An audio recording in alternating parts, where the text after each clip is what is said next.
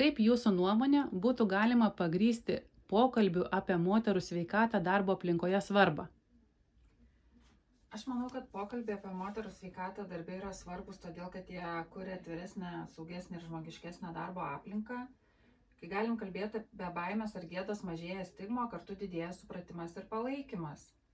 Moterų sveikata, manau, kad tai ne tik asmeninis reikalas, bet tiesiogiai susijęs su savijauta, energija, produktyvumu, komandos dinamika. Tad tokios temos kaip hormoniniai pokyčiai ir menopauzės dažnai lieka nutylėtos, nors jos yra natūrali gyvenimo dalis.